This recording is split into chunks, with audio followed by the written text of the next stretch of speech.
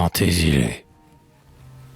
Quand son âme se fut tristement exhalée par la blessure ouverte, et quand Antésilée, dernière fois se tournant vers les cieux, y fermait pour jamais ses yeux audacieux, des guerriers, soutenant son front pâle et tranquille, la portèrent alors sous les tentes d'Achille.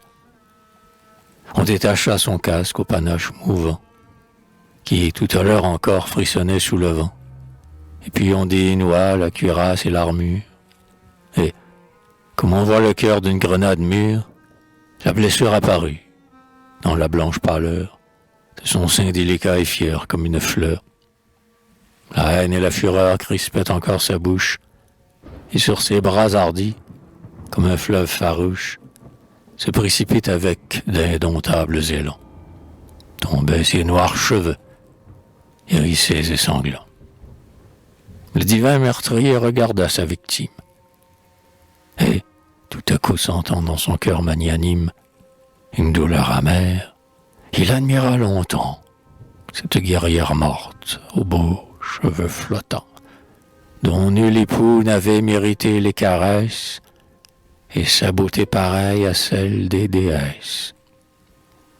Puis il pleura, longtemps, au bruit de ses sanglots. Ses larmes de ses yeux brûlants en large flot ruisselaient, et, comme un lys qui frissonne, il baignait de ses pleurs le front de l'Amazone. Tous ceux qui sur leur nef, jeunes et pleins de jour, pour abattre Hélios environné de tours, l'avaient accompagné, fendant la mer stérile, frémissaient dans leur cœur à voir pleurer Achille. Mais seul Thersites, louche boiteux et tortue, et chauve, et n'ayant plus sur son crâne pointu que des cheveux épars comme des herbes folles, outragea le héros par ses dures paroles. « Cette femme a tué les meilleurs de nos chefs, dit-il.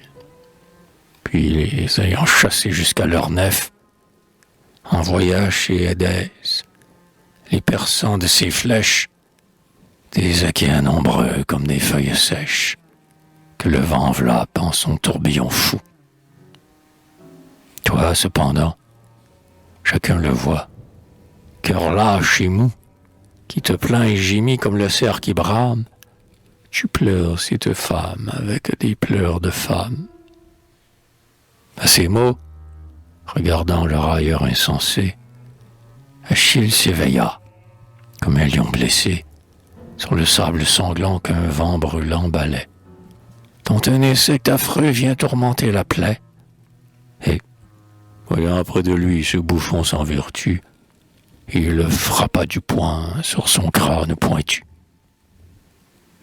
Thersites expira, car le poing fermé d'Achille avait fait 100 morceaux de son crâne débile, de même que l'argile informe cuite au four est fracassée avec un grand bruit alentour.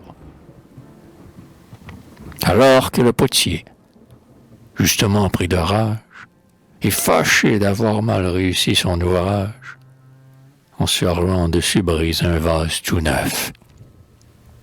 Il tomba lourdement, assommé comme un bœuf.